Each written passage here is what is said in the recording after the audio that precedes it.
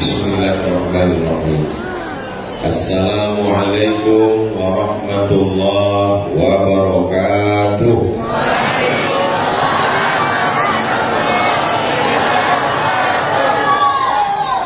Alhamdulillahi rabbil alamin.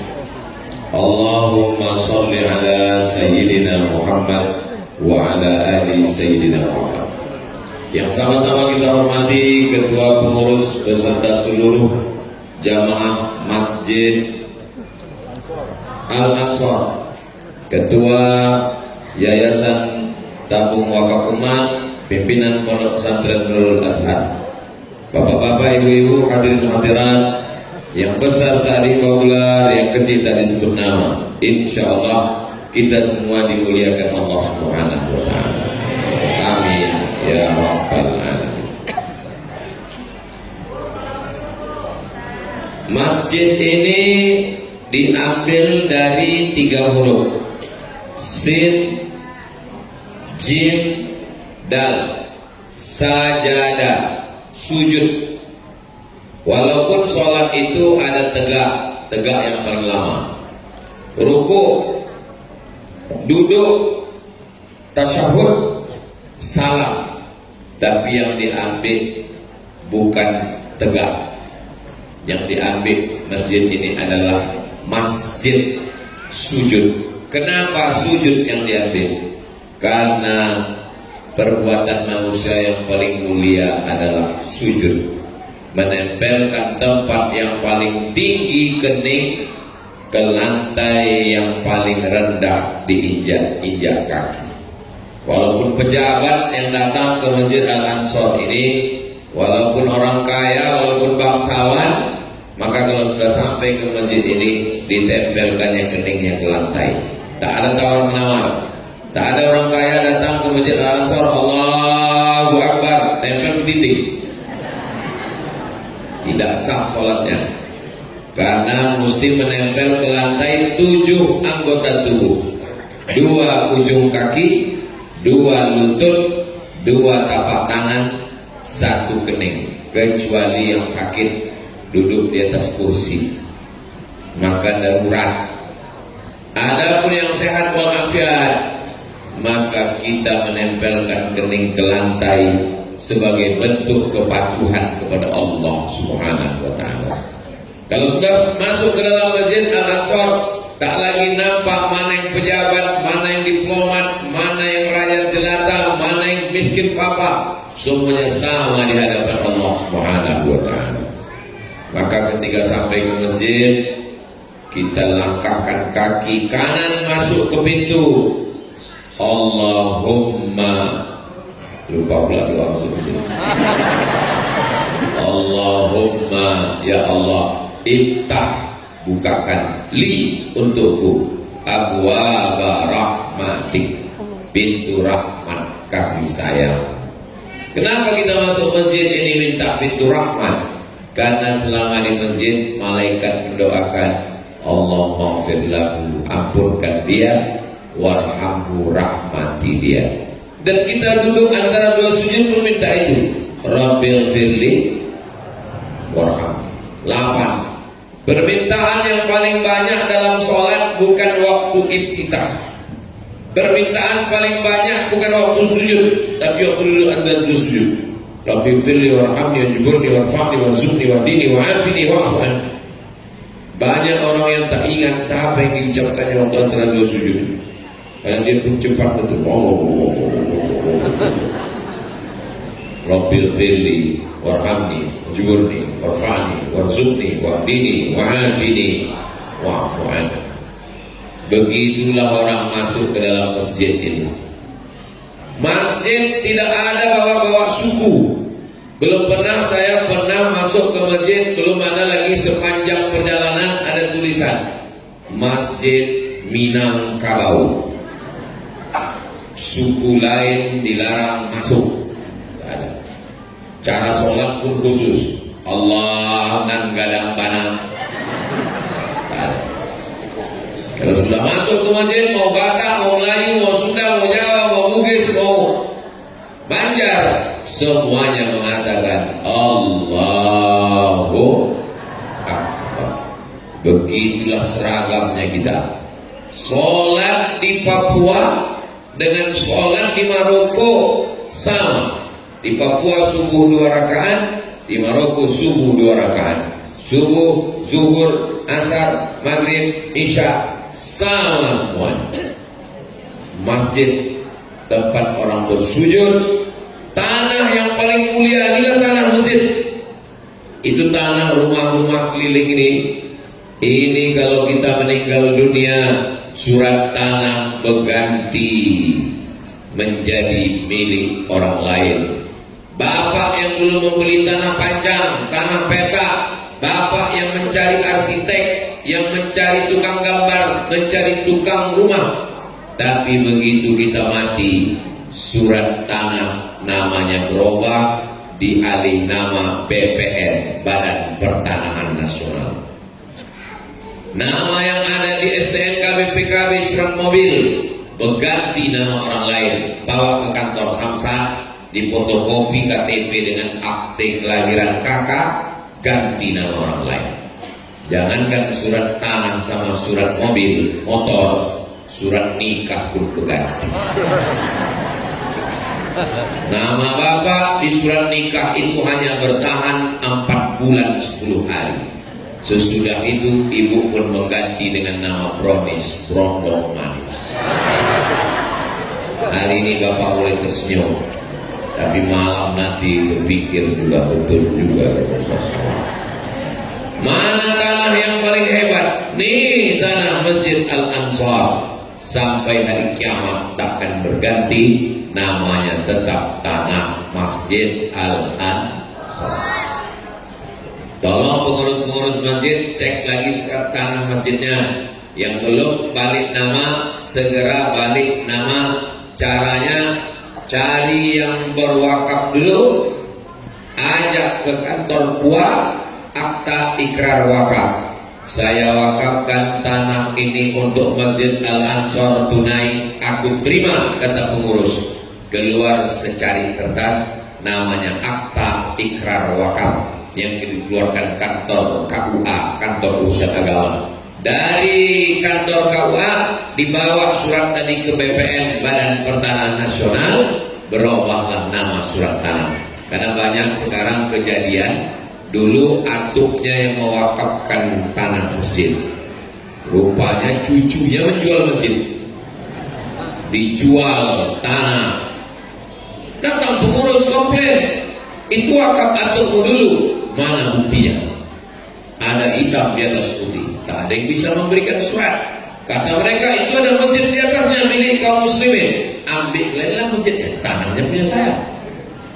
Akhirnya viral video, dijual tanah masjid, dibeli sama orang kaya, rupanya untuk konten. Bisa terjadi, maka segera diurus. Kenapa? Karena apapun bisa terjadi. Kenapa orang mewakafkan dulu? Karena lillahi ta'ala. Tapi anak tak sekolah agama, cucu tak takut pada Allah. Kenapa dulu orang mewakafkan tanah? Karena tanah itu tak laku, tempat jin buang hantu. Tiba-tiba berdiri mall, kondominium, pintu tol, akhirnya tanah jadi mahal, 1 meter 5 juta, dijual orang tanpa takut kepada Allah Subhanahu wa ta'ala. Alhamdulillah, tanah kita di tengah pemukiman, masyarakatnya ramai. Ini malam ini tidak hanya pengajian, pasar malam juga. Dipulang dari pengajian ini, tolong habiskan penjual bakso bakar, penjual sate, penjual apa itu kapas yang manis-manis itu. Kenapa? Karena saudara-saudara kita itu berdagang, berjualan, cari makan dari pagi tadi sudah menyiapkan, pulang dari sini makan sendiri, bayar sendiri. Saudara yang dimuliakan Allah Subhanahu wa ta'ala. Nah, masjid ini tak ada kurangnya lagi, udah cantik semua. Warnanya sesuai, kata Imam Al-Ghazali, kalau mata mau awet tahan lama, banyak-banyak menengok warna hijau. Ini warna ini tidak ada hubungan dengan partai politik. Pileg dan pilkada sudah selesai. Lalu kemudian masjid ini bagus, AC-nya 1, 2, 3, 4, 5, 6, 7, 8, 9 AC, tapi tetap juga panas. Karena memang ini padat, ini udah lebih dari kapasitas yang wajar. Karena kalau sok sholat, ini udah tidak sok sholat lagi. Ini kita di dalam ini sedang berebut oksigen ini sekarang. Qurannya rapi, tak ada alasan kita masuk ke dalam ini sebelum waktu sholat, menunggu azan, menunggu iqamah, duduk baca Quran. Kalau ditengok dari susunan rapinya, nampaknya tak pernah dibaca. Jangan suuzon Ustaz. Ini sebetulnya Quran di Masjid Ansor ini tunggang langgang lintang buka, tapi karena mau acara tabligh akbar kami susun rapi. Di mana-mana biasanya sedang pengajian lewat kotak sedekah, tapi di Masjid Al Ansor nyaman, kotak tidak jalan. Kenapa? Orang langsung masuk scan QRIS, langsung scan, ambil lekor. Handphone scan, langsung berapa yang mau diketik. BSI Bank Syariah Indonesia Masjid Al Ansor Purwodadi, ketik enter, setelah ditransfer meleleh air mata. Bukan salah ketik, rencana mau ngirim 100.000 terketik orang 1 juta. Saka kita haru, rupanya menyesal. Jadi udah canggih, udah masjid ini bagus, karpetnya rapi, wangi. Saya pernah juga ceramah di masjid, tegak saya di karpet itu, cantik karpet. Tak lama datang panitia, Ustaz, mohon penggalangan dana karpet kita masih lengkap. Pengurus dari tadi tak ada cerita tentang utang piutang. Jadi masjid ini sound sistemnya bagus. Apa kata Pak Ketua DMI Dewan Masjid Indonesia, Ustadz Samad, Pak JK, Ustadz kalau ceramah tolong sampaikan perbaiki sound system masjid, karena 80% masjid itu kekuatannya di sound system. Imam pakai sound system. Bismillahirrahmanirrahim. Muazzin sound system. Muazzin sama iqamatnya dari berapi-api. Tengok anak ketek. Wah, biasa anak-anaknya jadi begitu, apalagi bapaknya. Tidak tahu juga, kita tes lah. Hadrohnya ada, anak-anak ngajinya ada, majelis ibu-ibu ada majelis pengajian. Hari apa? Ketahuan tak ngaji. Buat pengajian seminggu sekali sore Jumat ba'da asar. Karena waktu mustajab berdoa terakhir hari Jumat ba'da asar. Habis sholat asar, wirid Yasin. Habis baca Yasin 4 kali Jumat. Jumat pertama akidah, sifat 20, wujud, tidak, baqa, mukhalafatul hawadisi, qiyamu binafsihi, wadaniyah, qudrat, iradah, ilmun, ayat, sama, basar, kalam. Minta ustadznya ke Ustadz Al-Noh, dia banyak stok ustadz-ustadz dari Nurul Azhar. Jumat kedua akhlak, membersihkan hati dari takbur, hasad dengki, busuk hati, sum'ah, riya. Jumat ketiga fikih, fikih toharoh, darah haid, darah nifas, darah wiladah, mandi, puasa, zakat, haji, umroh. Pakai kitab, baca buku, ada tanya jawab, Anda bertanya, Ustadz menjawab. Jumat keempat isi dengan tahsin surat Yasin. Ibu-ibu, petang ini kita akan memperbaiki bacaan Yasin kita. 5 ayat ya Bu. Yang pertama 5 ayat. Yasin wal Qur'anil Hakim, innaka laminal mursalin ala siratim mustaqim, tanzilal azizir rahim. Ibu yang setengahnya 5 batu. Jangan diketawakan.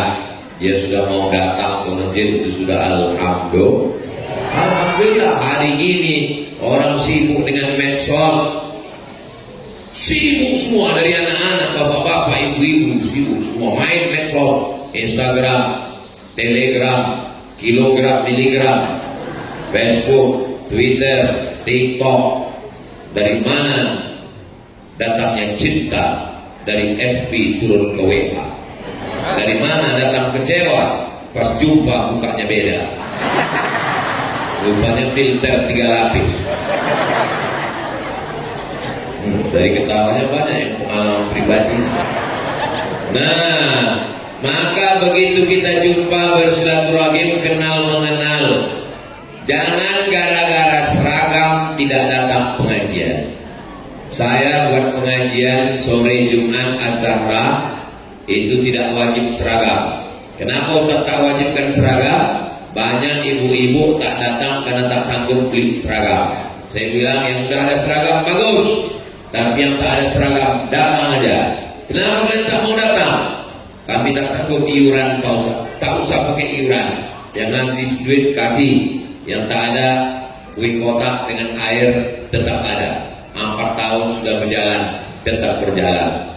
Banyak orang dihalang-halangi mau buat pengajian, terhalang karena seragam, terhalang karena PIN, terhalang karena organisasi pengurus, ketua, sekretaris, bendahara. Itu bukan wajib. Yang penting ngaji, pengajian. Habis pengajian sebarkan kertas supaya Ustadz bisa menjawab. Buat nomor handphone, Anda bertanya, Ustadz menjawab. Anak-anak mudanya libatkan. Anak muda buatkan kursus multimedia supaya anak-anak muda punya channel. Tonton kajian Masjid Al-Ansor di channel Al-Ansor Purwodadi. Subscribe, like, share, and comment. Nah, jadi sehingga kajian-kajian itu tidak hilang, bisa ditonton ulang. Nanti kalau anak-anak muda remaja Masjid Al-Ansor mau pelatihan multimedia, bagaimana cara syuting, bagaimana cara editing, bagaimana cara uploading, bagaimana cara mengelola Instagram, TikTok, nanti minta ke Ustaz Alno biar dikirim kemarin untuk anak muda pelatihan. Kenapa anak-anak muda ini tidak mau ke masjid? Karena tidak diberikan pengajian sesuai dengan umurnya. Saya tanya ke anak-anak muda, kenapa kalian gak mau ke masjid? Kami Pak Ustaz ke masjid ini mau ada wifi, internet. Kami mau ke masjid ini latihan multimedia, gimana buat channel, bagaimana mengedit video. Tiba-tiba kami datang, judul pengajiannya malam pertama di alam barzakh. Horor masjid. Begitu masuk laman masjid, langsung nampak kendaraan jenazah. Masuk ke dalam masjid, cerita mati aja. Padahal dakwah itu artinya, dakwah itu dari bahasa Arab. Da'a yad'u, dakwah secara bahasa dakwah itu artinya ad-da'watu ila ta'am. Dakwah artinya undangan makan. Maka dakwah itu undangan makan aslinya. Kalau ada dakwah berarti ada makan. Apakah di Al-Ansor ini ada makan? Untuk jamaah saya nggak tahu, saya udah tadi. Besar potong daging kambing di dalam. Bapak Ibu yang dimuliakan, memang saya pertama tadi saya tengok kecil kali ruangan Al-Ansor nih. Ruangannya kecil, kambingnya besar. Bapak Ibu yang dimuliakan Allah Subhanahu wa taala. Jadi ibu-ibu usahakan 4 kali pertemuan. Akidah, akhlak, fikih, tafsir. Perbaiki bacaan. Jangan malu, jangan segan, jangan sungkan. Nah, untuk bapak-bapaknya buatkan kajian khusus. Bapak-bapak yang mengajar di sini ada baca kitab Arba'in Nawawi 40 hadis. Ada Maulana Farhan, ada alumni Al-Azhar ahli bidang akidah. Namanya Ustaz Al-Fitri, adik kelas saya. Orang Kuntu, alumni dari Al-Azhar Kairo Mesir, mengajar di sini. Ada Sunan Al-Mustafa mengkaji Sahih Al-Bukhari. Kitab yang paling sahih di dunia ini adalah Sahih Al-Bukhari. isinya 7.275 hadis. Itu dikaji di Masjid Al-Ansar. Jadi tidak ada halangan. Nah, cuman saya tanya pengurus, gimana perkembangan pengajian di Masjid Al-Ansar ini, Pak Ustaz? Kadang-kadang Ustaz tuh merasa sedang di RRI, Pak Ustaz. 3 di kanan, 3 di kiri. Tapi malam ini ramai. Nah, ini insya Allah nanti berkelanjutan lah sampai istiqomah semuanya insya Allah. Kalau kita tidak mulai datang ke masjid mengaji maghrib ke isya, kalau bisa buat pengajian jangan sesudah isya. Karena kalau dibuat maghrib ke isya, saya dulu di pengajian rutin-rutin di Pekanbaru sekitar Riau, saya minta pengajiannya dari maghrib ke isya. Kenapa? Karena kalau dari maghrib ke isya, otomatis jamaah sholat 2 kali. Maghrib berjamaah, isya berjamaah. Dari maghrib ke isya ngaji 45 menit, sholat isya, habis sholat isya tanya jawab. Anda bertanya, Ustadz menjawab. Pakai kertas, jangan langsung. Kenapa? Karena banyak orang grogi. Kalau langsung menggentar, bercampaan bau-bau. Dan untuk menutupi kelemahan saya sebagai Ustadz, jadi kalau kertas masuk saya tengok, ini apa ini pertanyaan gak berkualitas, padahal payah. Nah, jadi disimpan. Tidak semua bisa kita jawab. Imam Malik bin Anas 48 masalah, beberapa yang bisa dia jawab, yang lain dia katakan wallahu a'lam bishawab, Allah yang lebih tahu. Nah, jadi Ustaz juga perlu mengupdate ilmunya. Jangan cuma dia bercakap aja tanpa ada tuntutan dari jamaah. Maka saya dari dulu buka tanya jawab, yang bisa saya jawab, yang tak bisa saya jawab akan saya jawab pertemuan pekan depan, bulan depan. Bapaknya ngaji, ibunya ngaji, anak mudanya ngaji. Kalau 3 ini sudah mengaji, insya Allah selamatlah masyarakat sekitar Masjid Al-Ansar, insya Allah.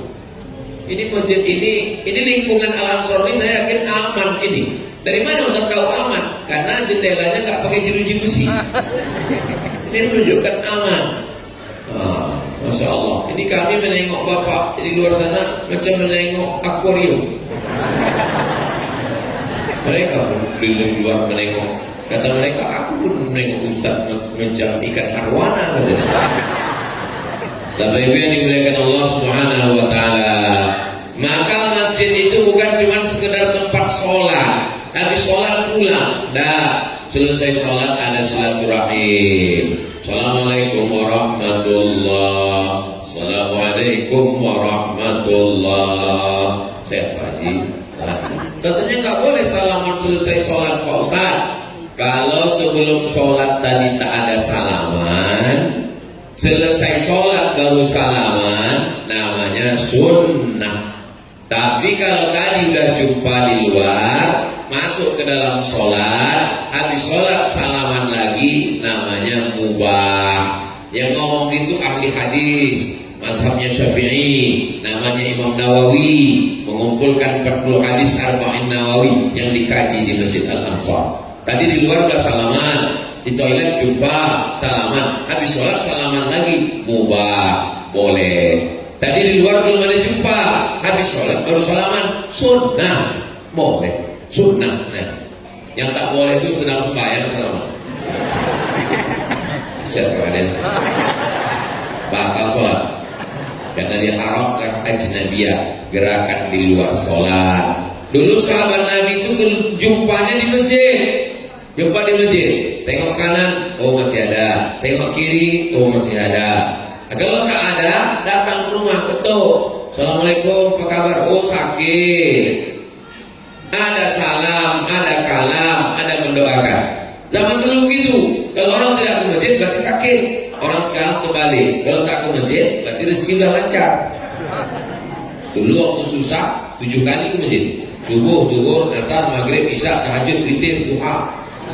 Begitu rezeki lancar sekali setahun. Idul Adha ambil kupon. Bapak Ibu yang dimuliakan Allah Subhanahu wa taala. Jangan sampai seumur hidup ke masjid cuma 2 kali. Pertama, waktu akad nikah. Kedua, sholat jenazah. Mau jadi apa kita? Ada pensiun pensiunan pejabat di Pekanbaru, mati bininya, meninggal istrinya. Datanglah jamaah kita, Pak, kita bawa jenazah istri bapak ke masjid, kita sholatkannya. Jangan bawa istri saya ke.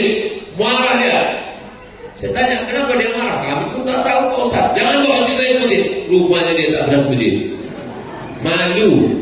Orang kalau sudah terbiasa ke masjid, sebelum pensiun ke masjid, udah pensiun ke masjid, nggak masalah. Tapi kalau sebelum pensiun tak pernah ke masjid, itu mau melangkahkan kaki ke masjid itu sungkan, segan, malu.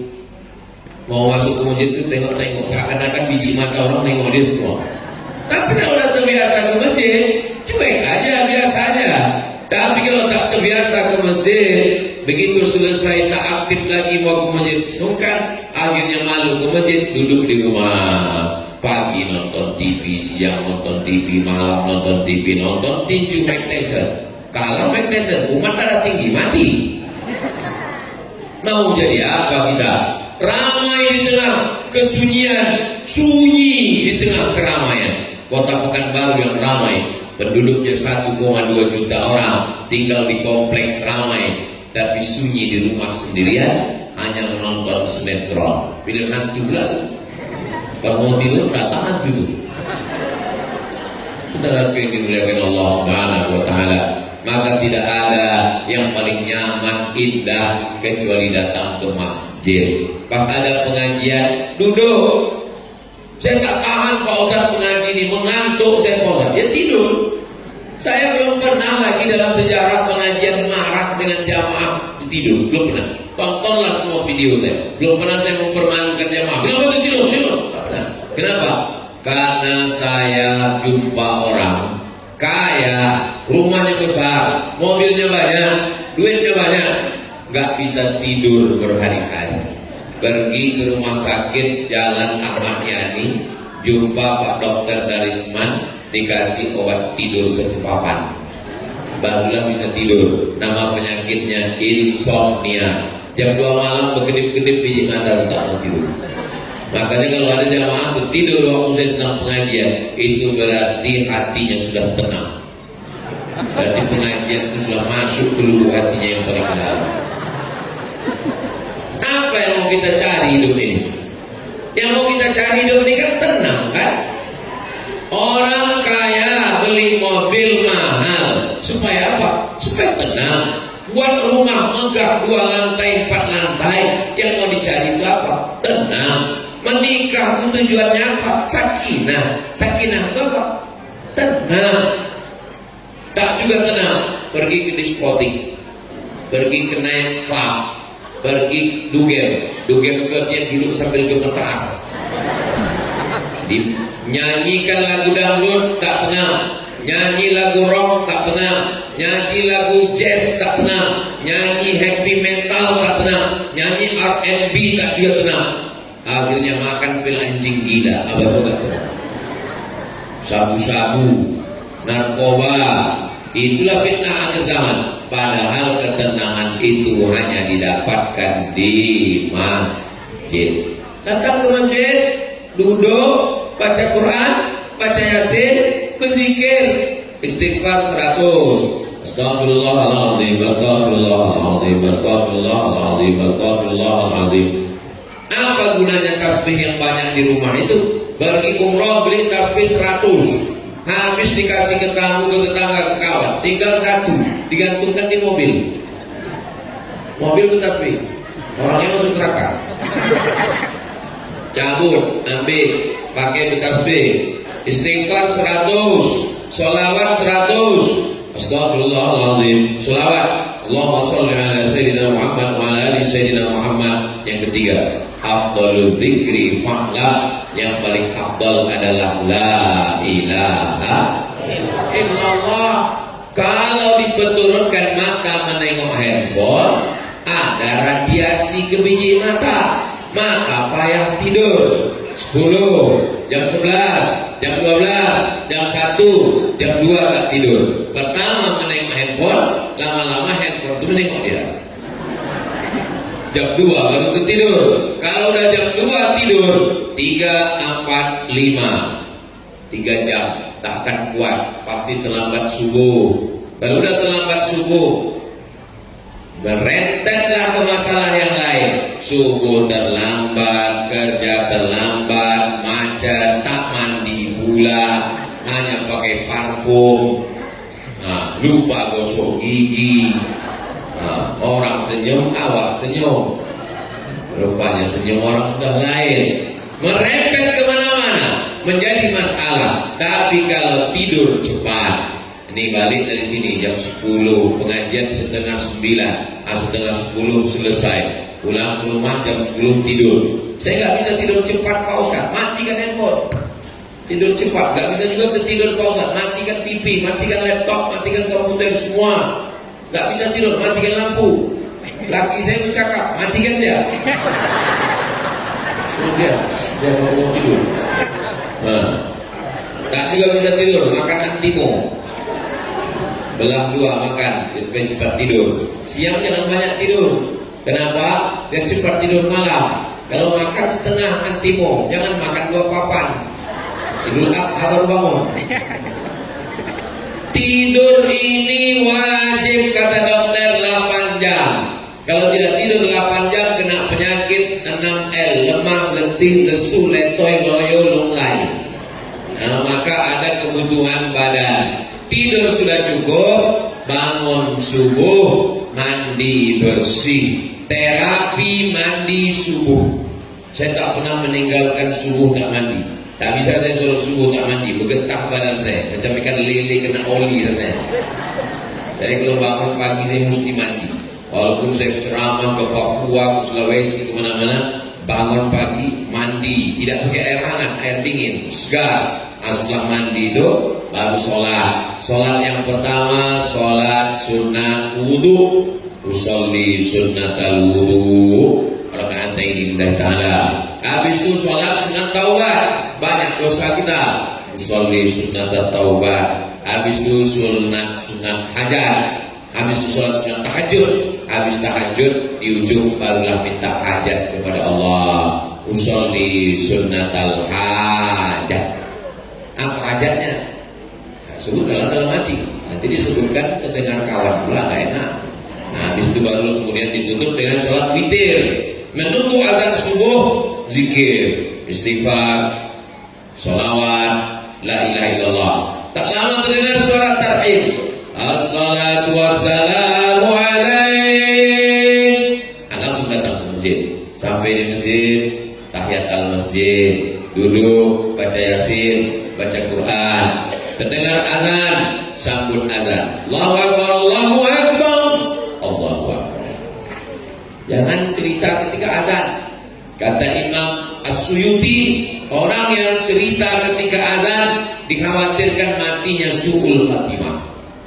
Mudah-mudahan kita semuanya husnul khatimah. Kayak kalau ada kawan ngajak cerita, Allahu Akbar, Allahu Akbar, situ pula dia cerita, Allahu Akbar, Allahu Akbar. Yang dilawani dia bercerita, Asyhadu anna Muhammadar Rasulullah, Asyhadu anna Muhammadar Rasulullah, Allahumma sholli ala Sayyidina Muhammad, sampai akhirnya La ilaha illallah, Allahumma rabb hadhihi ad-da'wati at-tammah was-salati al-qa'imah ati sayyidina Muhammadan al-wasilata wal-fadilah wasyarafa wad-darajata al-'aliyata ar-rafi'ah wa ba'athu Allahumma maqaman mahmudan alladhi wa'anta. Kalau hafal, kalau tak hafal gerak-gerak lain itu. Malu kan, ketua tak tahu apa. Tanya kawan, apa yang kau baca tadi? Ada lah. Dia baru tahu kan? Ya, itu pertama ni apa dia dulu, Al-Quran. Bukan wajib, sunnah. Baik, siapa yang menyambut azan ditutup dengan doa wasilah, wajabat lahu syafaati, wajib dia mendapatkan syafaatku. Mudah-mudahan kita semua termasuk yang dapat syafaat Nabi Muhammad SAW. Dah 24 jam terjaga subuh. Orang zaman dulu pagi sholat subuh di masjid, balik sholat subuh, sarapan di rumah sama anak bini. Habis itu baru pergi ke sawah. Nanti pas siang mandi dia di sawah, sempat makan siang sama bini. Datang bini bawakan rantang, ikan asin sama kangkung. Sempat makan di pondok, enaknya. Habis itu pulang petang, asar di rumah, maghrib di rumah, isya di rumah. Orang sekarang belum ayam berkokok, dia udah bangun. Kata ayam, berapa dia pergi?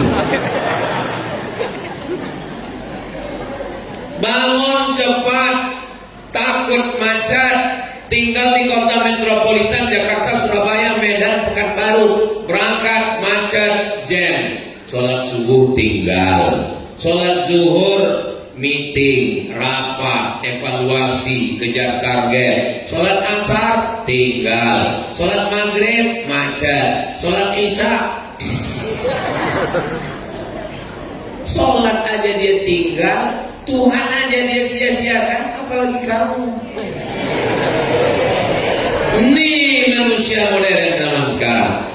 Berangkat pagi, anak masih tidur. Pulang sore, anak sudah tidur.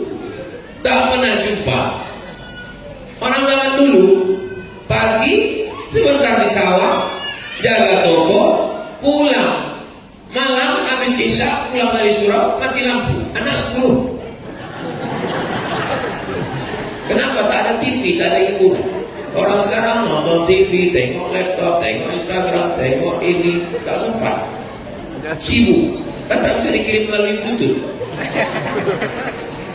Lalu bagaimana kehidupan orang modern ini?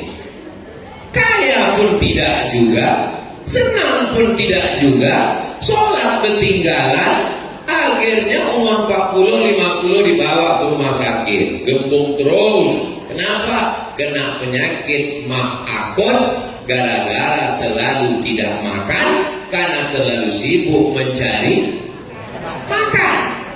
Kan aneh manusia ini. Dipegang dokter perutnya, Bapak ini sering gak makannya. Memang betul, Bapak sering gak makan gara-gara sibuk nyari makan. Duit yang ditransfer dapat, duit gaji, duit pokok, SPPD, uang tunjang, uang sikut, uang sundul, uang tanduk. Kemana lah pergi duit itu? Hanya sebentar di rekening bank, habis itu diambil dokter spesialis. Spesialis jantung dapat, spesialis gula darah diabetes mellitus dapat, spesialis tulang dapat, spesialis lambung dapat, spesialis otak yang tak dapat karena yang punya tak berotak. Waktu Tuhan bagi otak dia tak datang. Untuk apalah hidup kita ini? Bukan panjang hidup ini, tak pernah dinikmati hidup. Cari duit, pergi pagi, pulang petang, praseringan, banting tulang, tunggang langgang, lintang kukang. Anak tak jumpa, pakai narkoba, keluyuran tak tentu arah, bini pun jarang jumpa, tetangga pun tak pernah nampak. Akhirnya tetangga tahu mati, barulah oh mati dia udah. Alhamdulillah. Dulu orang kalau mati diiringi dengan tangis air mata, mau nangis tetangga kawan mengantar jenazah. Sekarang orang komplek mati langsung dipoto, foto upload, innalillahi wa inna ilaihi rajiun. Amin amin amin amin amin. Dulu ada yang datang bawa telur ayam, ada yang datang bawa beras, tahlilan 7 malam, malam ketiga bubur kacang hijau, malam ke-7 potong ayam. Zaman sekarang la salam wala kalam.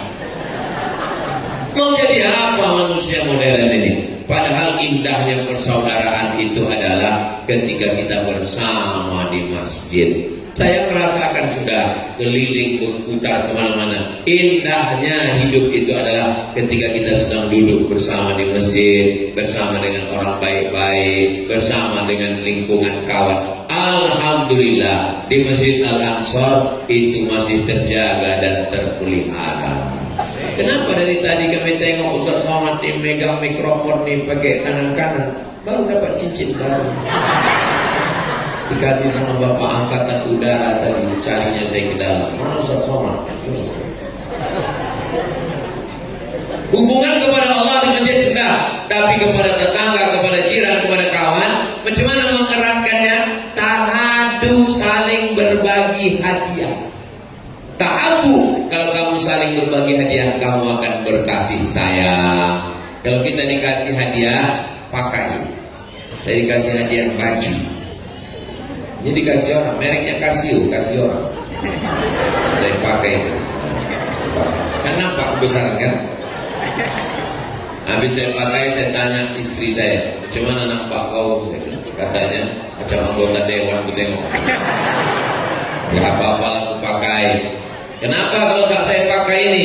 Kalau saya pakai kan ditontonnya, oh dipakai Ustaz baju yang aku kasih. Kalau tak saya pakai, apa kerjanya udah dijual Ustaz.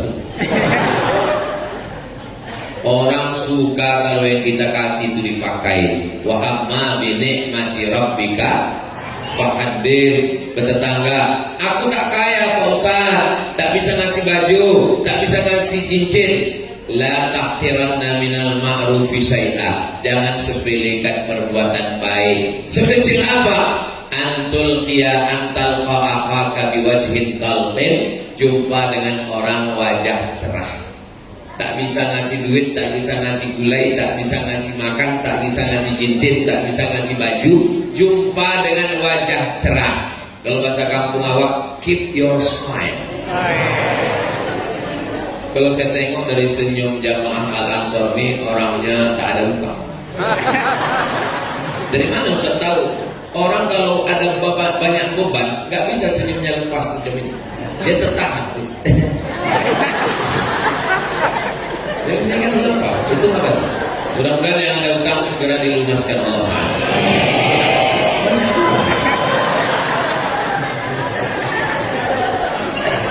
Jumpa sama orang kita senyum itu sudah amal soleh. Tapi bapak senyum sama lakinya, jangan sama bini dia.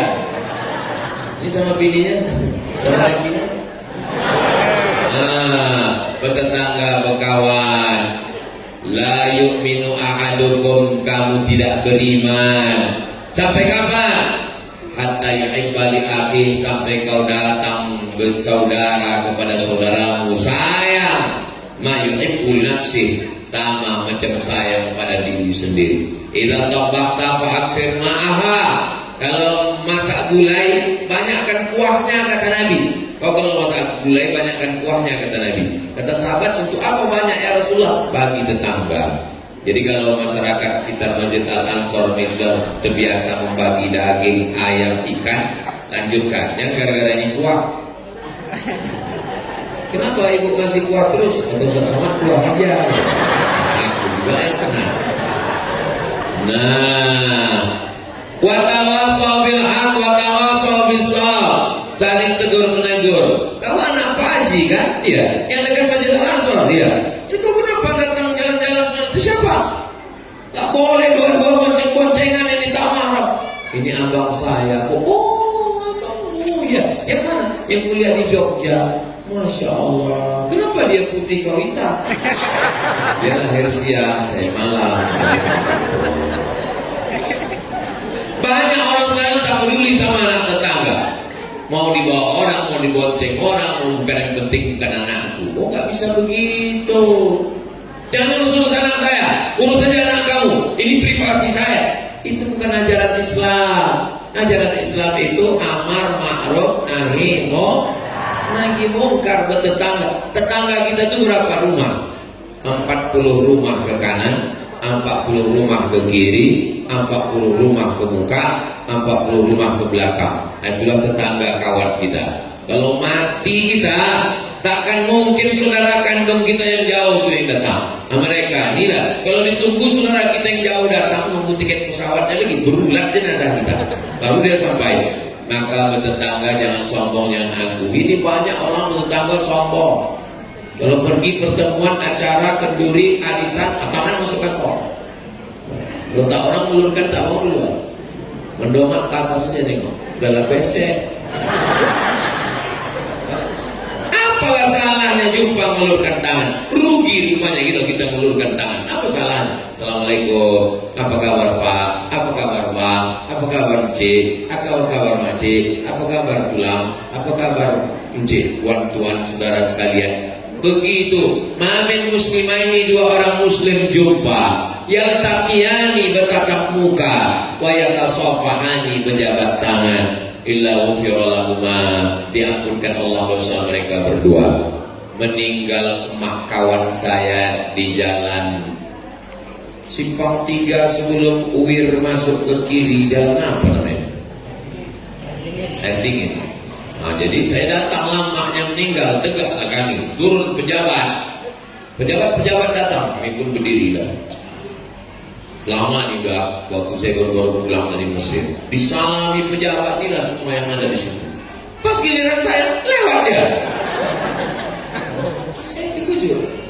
Saya enggak masalah bagi saya. Cuma di samping saya ini kawan saya dari Kalimantan. Hilang harga diri saya di samping. Ditanya kawan saya, kenapa kau tak disalaminya? Untung saya cepat jawab, dia itu udah tua, matanya rambut. Sejak itulah saya kalau jumpa orang saya salami semua. Kenapa? Karena sakit kali hati nggak salah. Memang nggak dendam, cuma ingat aja sih. Kalau kesalahan tuh tengok mata orang. Nah, ini kadang bercakap lain, tangan lain. Iya, itu udah pulang kan? Orang ke sana, lambung sapi petangnya lebih badan. Ya kalau ke tangan, kalau dicucuk hidungnya. Tengok muka orang aja, apa kabar Pak? Apa kabar Bu? Sehat Bapak? Maka anak kita ini kita ajarkan begitu. Ini sekarang banyak bahasanya karena kemarin pendidikan yang pakai online, bahasanya bahasa WhatsApp. Apa kabar? Sehat. Sudah berapa lama? 2 hari.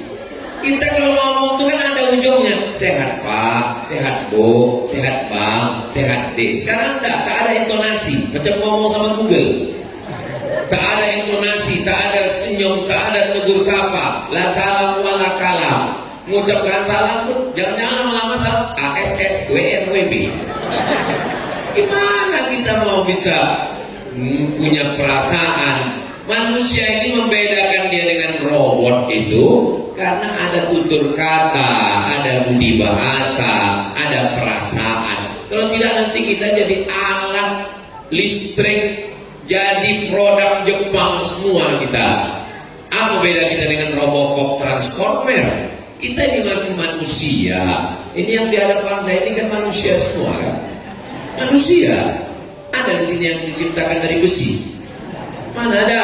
Kita ini semua diciptakan dari tanah. Lalu yang disombongkan itu apa? Kalau ada orang di komplek Masjid Al-Ansor disombong, tanya dia, Bapak tercipta dari apa? Aku dari tanah. Kok sombong? Sombongan. Kalau memang betul manusia dari tanah, kenapa sifatnya beda-beda? Ya sesuai tanah kan beda juga.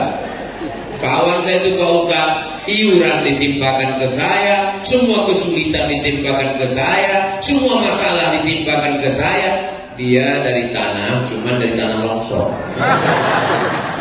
Itu mau menimpakan beban aja bawaannya. Nah, jadi kita ini yang membuat kita dikenang baik itu karena budi bahasa, tutur kata, sopan santun, toto kromo kata orang Jawa, tata krama kata kita orang Melayu. Maka ini kita jaga dengan baik. Ja'alnakum syu'uban wa qabaila, bersuku-suku, berbangsa-bangsa. Siapa yang paling mulia di antara kita? Apa kata orang Melayu? Ini bumi lancang kuning. Ini adalah negerinya orang Melayu. Ini adalah tanah kami. Tapi orang Melayu menerima siapapun yang datang ke Pekanbaru. Jalan yang paling besar, paling panjang di Pekanbaru adalah Jalan Jenderal Sudirman. Sudirman itu orang Melayu atau orang Jawa? Orang Jawa. Itu menunjukkan orang Melayu terbuka kepada siapapun. Ada orang Jawa di sini? Pripun kabare panjenenganipun ape? Sae. Banyak juga keluarga Jenderal Sudirman. Masuk kita ke Jalan Jenderal Sudirman. Sebelum sampai ke Tugu Zapin, belok kiri tengok gedung tertua terbesar, gedung kebanggaan orang Riau. Gedung apa namanya? Kaharudin Nasution. Orang apa itu? Mandailing Natal, Tapanuli Selatan. Di sampingnya gedung tinggi besar, gedung Suman HS. Kasibuan, sastrawan Melayu. Oh, yang menuliskan pantun-pantun Melayu itu adalah Raja Ali Haji. Raja Ali Haji Bugis, Makassar. Artinya apa? Siapapun yang datang ke bumi Melayu ini, selama dia berbahasa Melayu, di mana bumi dipijak, di situ langit dijunjung. Di mana jantan bertanja, di situ perempuan bertudung. Begitulah kita tinggal di bumi Melayu ini. Maka apapun suku, Pekanbaru penduduknya 1,2 juta orang. Suku yang paling banyak nomor 1 Minangkabau, nomor 2 Jawa, nomor 3 Melayu. Ustaz tahu dari mana? Datanglah ke sensus dulu. Saudara ini dimuliakan Allah Subhanahu wa taala, artinya kita sudah bersama membaur, dan kita semua yang paling mulia. Inna akramakum indallah, yang paling mulia di sisi Allah bukan suku, tapi atqakum, orang yang paling takut, yang paling takwa. Maka tanamkanlah ke dalam diri anak kita takut sama Allah, takut sama CCTV, mati dimakan tikus kabelnya. Takut sama KPK, orang KPK pun tidur. Takut sama polisi, polisi juga manusia. Tapi kalau takut sama dia, siapa dia? La ta'khudhuhu sinatun. Anak ibu ajarkan itu. Nah, jangan kau korupsi, jangan kau makan haram, takut kau sama Allah. La ta'khudhuhu sinatun wala naum. Begitu. Ini banyak orang tua ngajarkan anak cepat tidur, ada hantu. Nah, itu maka orang kita dipercaya sama hantu. Saudara yang dimuliakan Allah Subhanahu wa taala. Apa nih Ustaz? Oh, pertanyaan. Patutlah datang pertanyaan. Rupanya 15 menit lagi waktu habis. Saya sudah daftar umroh, tapi duit belum ada terkumpul. Maksudnya baru bayar DP mau berangkat umroh. Mohon doanya supaya istri dimudahkan. Istri sudah daftar umroh.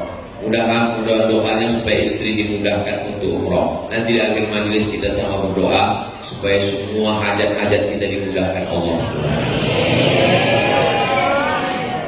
Bagaimana hukum jual beli online yang tidak langsung terlihat barangnya, selama transaksi itu tidak mengandung 3. Pertama, tidak ada gharar, gambling, judi tak jelas. Yang kedua, tidak ada zulm, aniaya. Yang ketiga, tidak ada yang namanya ristiku, maka akadnya sah.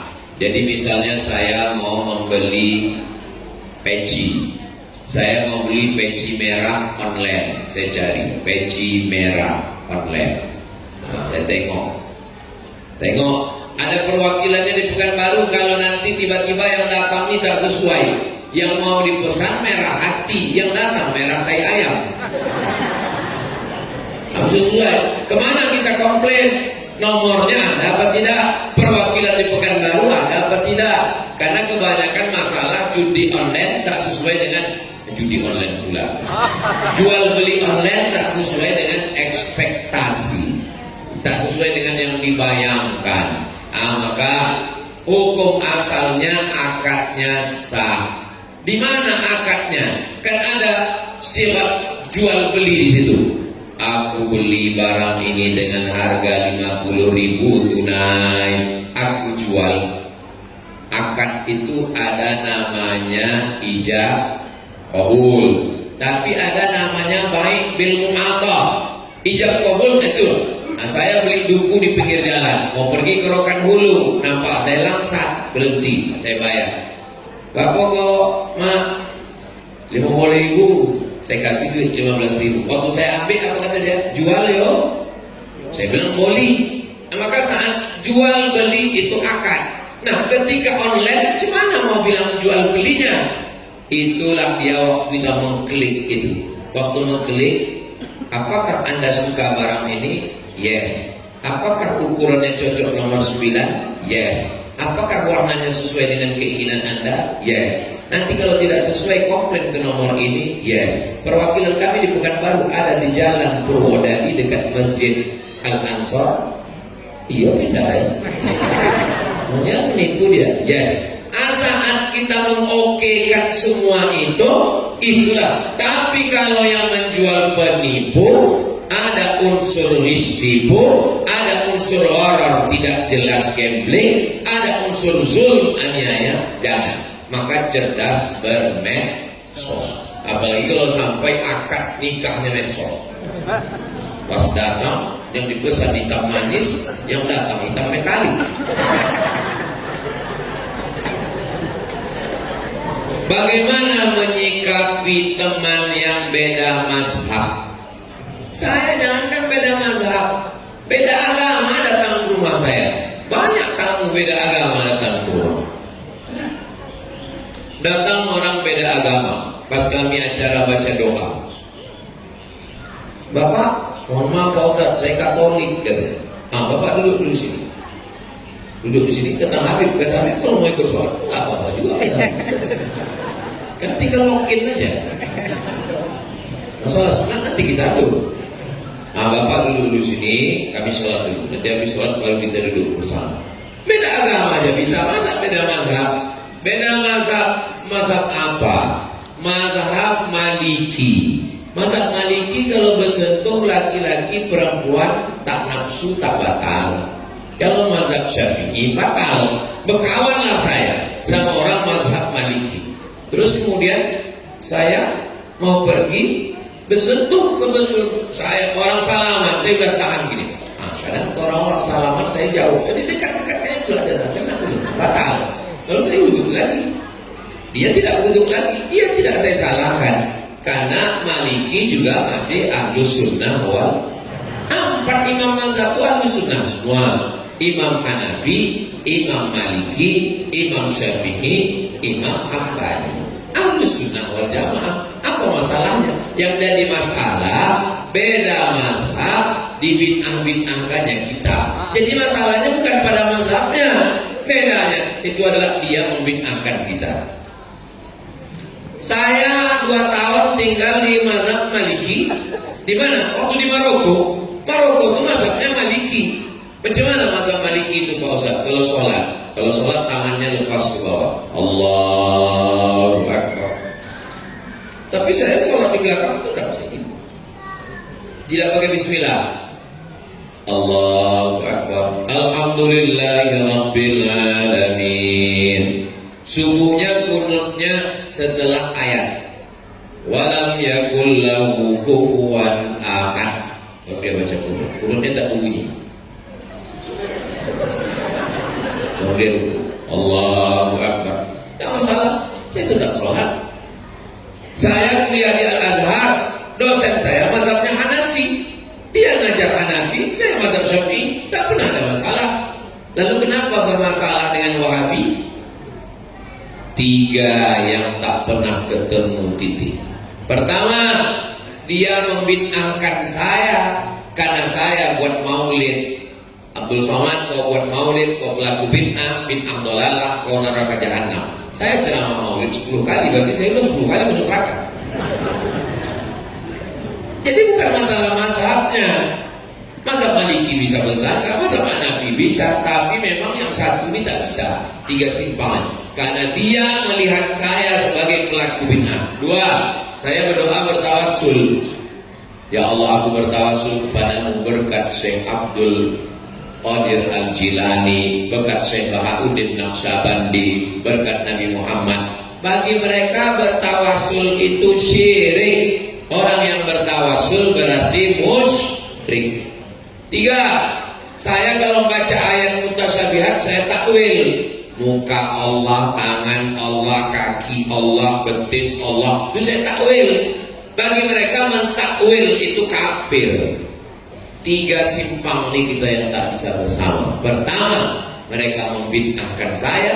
Kedua, mereka mensyirikkan saya. Ketiga, mereka mengkafirkan saya. Termasuklah masjid ini dulu pernah banyak Wahabi. Waktu saya pertama datang kemari disobek orang tuh baliho saya. Saking bencinya dia menengok Abdul Somad. Habis kebencian orang itu ke Abdul Somad sampai tak benci lagi sama iblis. Iblis pun kata iblis, kok gak benci lagi dengan aku? Enggak, kemana kebencian itu? Udah aku habiskan ke Abdul Somad. beda mazhab, 4 mazhab itu tidak pernah bermasalah. Yang bermasalah adalah orang yang membid'ahkan, mensyirikkan dan mengkafirkan hanya pada perkara-perkara khilafiyah. Jelas? Bagaimana cara mendidik anak agar cinta Al-Quran? Anak cerminan kita. Jadi kalau di rumah kita putar Quran 24 jam, MP3 Quran, speaker Quran, insya Allah anak suka dengar Quran. Tapi kalau kita bermimpi anak dengar Quran, sementara di rumah kita kabika, kaci kota, cinta satu malam, selimut tetangga, pulang-pulang berbadan 2. Gimana dia mau suka Quran? Kita pun sambil memasak Bismillahirrahmanirrahim Ar-Rahman. Itu yang dia dengar. Maka kita dulu membuat dia cinta kepada Quran. Maghrib ke Isya, kalau tak ada pengajian, buat di sini mintakan adik-adik mahasiswa dari UIR, mintakan dia mengaji. Kita iuran untuk memberikan honor kepada guru mengaji supaya anak-anak kita belajar Al-Quran. Di rumah ayahnya baca Quran. Tapi orang tuanya juga baca Quran. Anak-anaknya tak bisa disuruh baca Quran. Ayah tak baca, ayah sudah dewasa. Tak bisa begitu. Anak-anaknya mesti kita tenteng tangannya, kita ambilkan, kita membelikan Quran. Ini hari lahir kau nak, aku ingin kau baca Quran.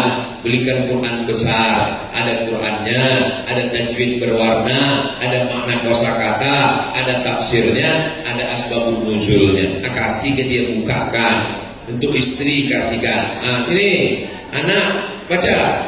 Selesai anak baca. Istri baca. Anak paling kecil baca Iqra. Udah selesai kalian baca, udah tutup. Ayah nggak baca, udah mau masuk waktu Isya. Padahal yang rupanya baru Iqra 1. Kepala rumah tangga jangan malu, cari guru mengaji, minta sama Ustaz Alma, Ustaz kasih saya guru mengaji privat untuk 4 mata sama saya. Ini mengangkat martabat saya juga ini. Apakah boleh merayakan Maulid Nabi dan Isra Mi'raj? Ini tadi sudah kena virus Wahabi tadi.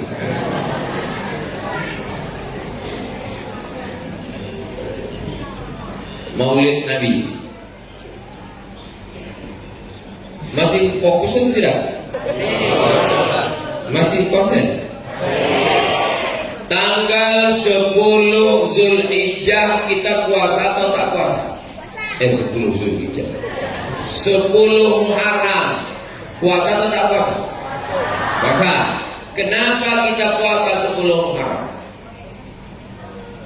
Karena Allah, kalau saya bertanya kok saya jawab, itu saya jawab sendiri. Saya nggak pernah mempermalukan jawaban. Kenapa kita berpuasa 10 Muharram? Karena hari itu Allah menyelamatkan Nabi Musa dan menenggelamkan Fir'aun.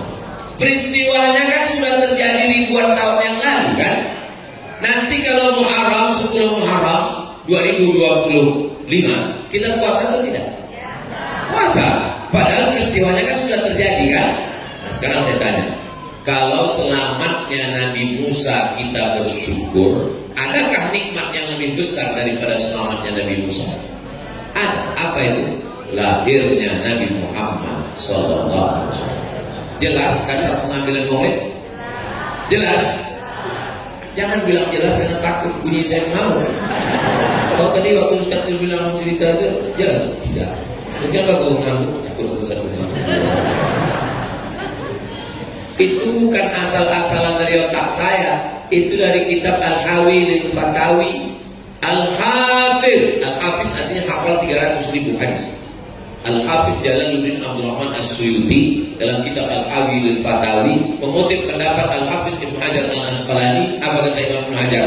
Kalau selamatnya Nabi Musa diulang tiap tahun, maka ada yang lebih besar daripada selamatnya Nabi Musa, lahirnya Nabi Muhammad sallallahu alaihi wasallam. Paham? Masih mau dalil lagi? Wa dzakirhum bi ayyamillah.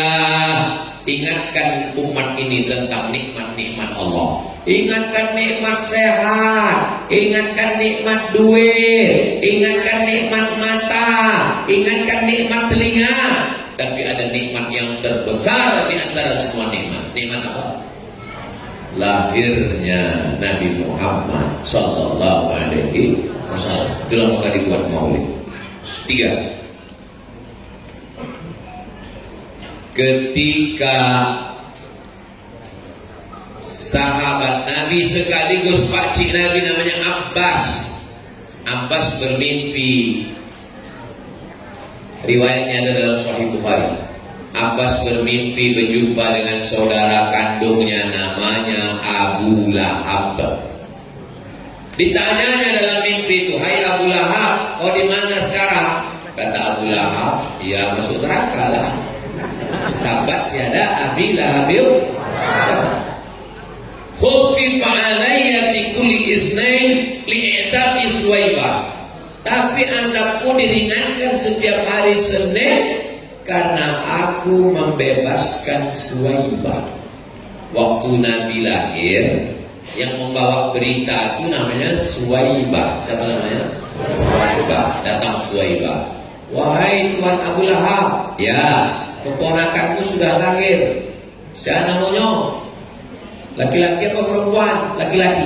Kata Abu Lahab, "Saking senangnya aku keponakanku lahir, adikku sudah mati, gak apa-apa karena anaknya hidup. Maka kau Suwaibah, bebaskan dari budak." Dibalas Allah, senangnya Abu Lahab setiap hari Senin azabnya diringankan karena senang menyambut kelahiran Nabi Muhammad sallallahu alaihi wasallam. Jelas? Bersairlah ulama namanya Al-Hafiz Al-Maqdisi dalam 6 bait syair. "Idza kana hadza kafiran jaa dhammuhu tabat yadahu bil jahimi mukhlida ata annahu fi kulli yawmin itsnaini abada yukhaffaf anhul azabu masruran bi ahmada fa kaifa billadzi tula umruhu fa kaifa billadzi tula umrihi bi ahmada masruran wa mata wahida." Kalau Abu Lahab yang dijamin masuk neraka, ringan azabnya tiap hari Senin karena senang menyambut kelahiran Muhammad, apalagi orang beriman yang senang menyambut kelahiran Muhammad dan mati dalam bertauhid. Apalah bertauhid? Jelas? Ketika ada orang nanya, jawab. Saya tidak akan pernah bosan menjawab tentang maulid. Kenapa? Selama mereka tak bosan membid'ahkan, saya pun tak pernah bosan menjelaskan. Ini masalah sama orang ini kan masalah capek aja. Kalau kita capek dia menang. Kalau capek kita, misalnya saya tadi ditanya, "Ustaz tentang maulid," aku udah capek, dah menang dia. Makanya maulid saya jawab terus. Begitu juga maulid. Kalian jamaah Al-Azhar tak buat maulid, kami udah capek kok, nggak menang dia. Makanya kami buat maulid arba'in 40 malam. Bila.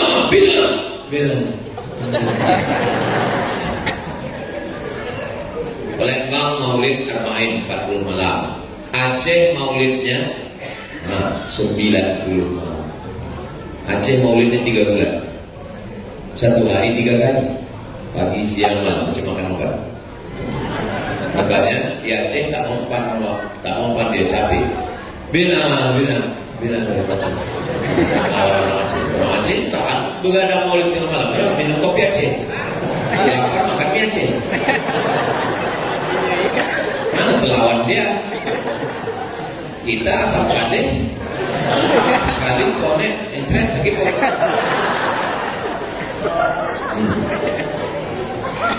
Maulid Nabi, Isra Mi'raj, nuzul Quran, halal bihalal, itu semua adalah sampulnya saja. Isinya di dalam apa?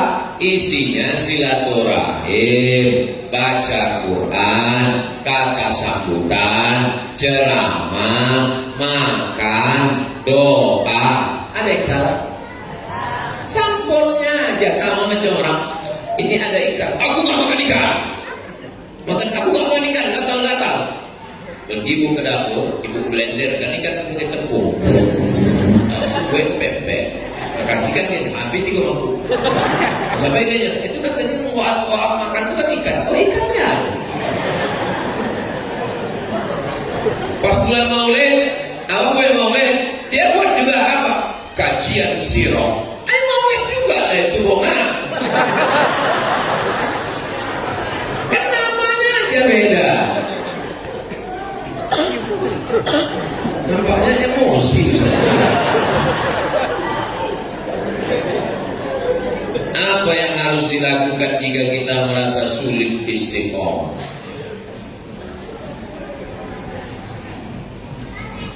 Ya Rasulullah, kasih aku satu nasihat, jangan banyak-banyak. Kata Nabi, nasihatnya cuma satu. Apa dia? Qul amantu billah tsumma istaqim. Istiqomah.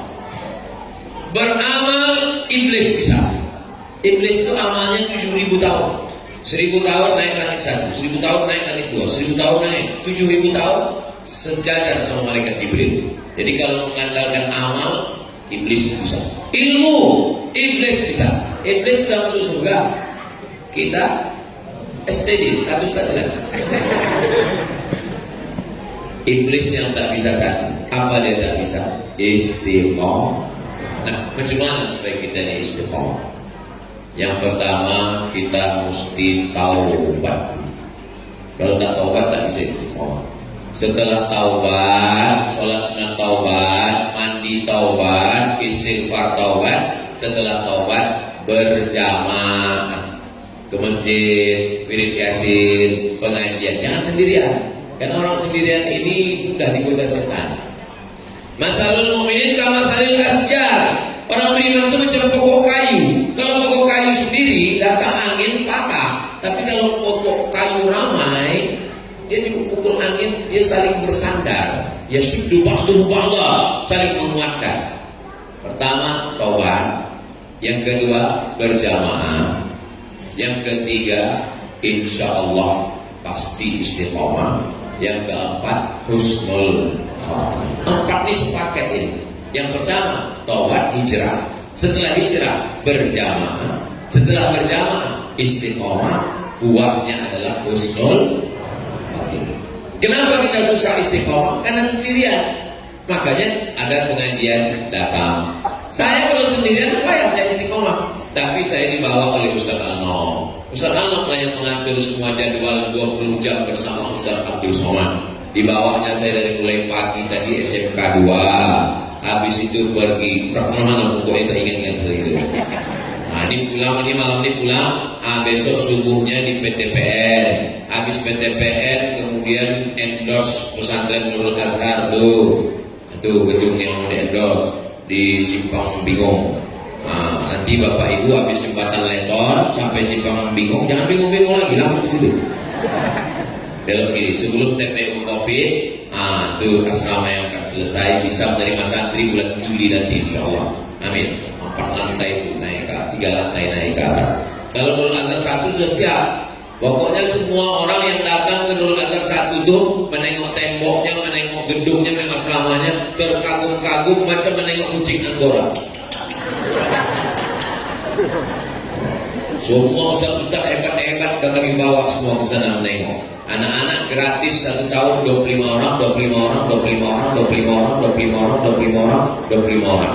Semua duit-duit. Nah, ini malam ini pengajian ini direkam di YouTube. Nah, hasil dari YouTube itu 100% untuk biaya santri, beli beras, gaji guru, untuk listrik, untuk air dan lain sebagainya. Nah, makanya jangan ada fitnah-fitnah. Ini ku tengok duit mobil Ustaz Somad ini dari duit YouTube ini. Dari mana kau tahu? Ku dengar dari bunyi knalpotnya tuk. Itu mobil yang bawa saya itu mobil yayasan punya. Yayasan Tabung Wakaf Umat. Anak-anak belajar gratis untuk menghafal Quran. Anak-anak inilah yang menjadi imam tarawih di Palas sana. Ustaz-ustaz dari Pekanbaru ini ke sana berdakwah tak sampai. Asal dari jembatan Leton mati mesin.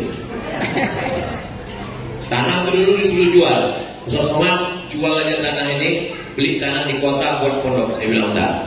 Pokoknya saya meletakkan batu pertama. Apa kata orang? Nanti kalau dibuat pesantren sana siapa yang datang? Berdatangan ulama-ulama. Menghatamkan Sahih Bukhari sana, menghatamkan Sahih Muslim sana. Syekh Usama Al-Azhari, penasehat Presiden Mesir, datang. Buya Yahya berkali-kali datang. Ustaz Hanan At-Taki datang. Ustaz Taki Malik datang. Sampai siapa pun dari bawah, siapa namanya? Syekh Nuruddin Marfu Al-Banjari Al-Makki, sampai yang tak Islam. Daniel Mananta sama istri itu dari bawah situ. Nengok dia, mantap nih pondoknya Ustaz. Tengoknya semua kamar-kamar, tempat tidur semua mantap, berkelas. Jadi jangan ragu, jangan khawatir. Kalau kita sudah berjamaah, insya Allah buahnya istiqomah. Orang yang istiqomah, innal ladzina qalu rabbuna Allah tsumma istaqamu. Orang yang istiqomah, tatanazzalu alaihimul malaika, turun malaikat. Apa kata malaikat? Waktu mau mati nanti, pas mau mati, datang malaikat. Kata malaikat, alla takhafu, jangan takut, wala tahzanu, jangan sedih. Orang yang mau mati itu dua perasaannya. Pertama takut, yang kedua sedih. Takut sakratul maut, takut azab kubur, takut padang mahsyar, takut titian siratal mustaqim, takut timbangan amal, takut masuk neraka. Kata malaikat, jangan kau takut. Wala tahzanu, jangan sedih. Sedih meninggalkan anak, sedih meninggalkan bini, sedih meninggalkan motor baru DP belum sempat kredit. Jangan sedih, kata malaikat. Setelah itu apa kata malaikat? Pesan yang ketiga, wa absyiru bil jannati allati kuntum tu'adun. Berbahagialah engkau karena kau dijanjikan Allah masuk surga. Sebelum nyawa keluar, malaikat mengepakkan sayapnya. Nampaklah tempat kita di sayap malaikat itu rupanya bertetangga dengan jamaah Masjid Al-Ansor. Ibu sama bapak masih mau bertetangga di surga? Dari bunyinya tidak mau. Soalnya pernah saya tanya di tempat jamaah, ibu mau masuk surga sama bapak-bapak ibu-ibu yang ada di sini? Enggak, kenapa enggak? Di dunia aja kan udah nggak tahan bosan.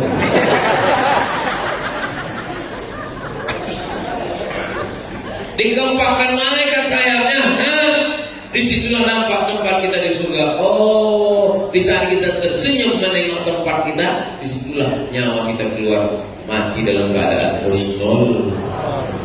Mudah-mudahan kita semua husnul. Kalau ada orang sakit, tengok. Saya dalam sebulan saya usahakan sekali dua kali tengok orang sakit. Kalau dapat saya kabar ada orang sakit, langsung saya ke rumah sakit. Kalau ada orang meninggal, tengok. Syukur-syukur masuk menengok liang lahat, itu membantu kita istiqomah. Kalau jenguk orang sakit, rumah sakit yang terlalu jujur. Oh, bukan bantu ikut, nggak sampai di Jumat selesai. Doakan, Ustaz, saya divonis dokter katanya saya mau mati nih Pak Ustaz. Apa? Kapan pula dia jadi juru bicara Tuhan? Dia percaya itu. Berapa banyak jamaah yang divonis mati, dokternya mati duluan. Bangkitkan semangat dia. Alhamdulillah aku kalau dijenguk seorang itu bangkit semangat. Tapi begitu datang yang lain aku down langsung. Kalau ada orang-orang yang membuat down semangat, kunci pintunya nggak masuk. Nah, itu semua menguatkan semangat kita dan menguatkan saudara kita yang kita jenguk. Maka tengok orang sakit, tengok orang meninggal, datang ke liang lahat, tengok kuburan. Menengok kuburan itu melembutkan hati, meneteskan air mata dan mengingat mati. Ada nasihat yang tak berbunyi, tak bersuara. Itulah dia kematian. Mudah-mudahan kita termasuk orang yang diberikan Allah mengambil nasihat dari semua ini.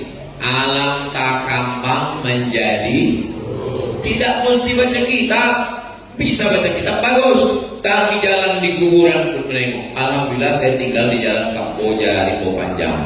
Di jalan Kamboja itu di pintu gang itu kuburan. Jadi tiap hari saya lewat kuburan. Harinya juga 10 kali lewat kuburan.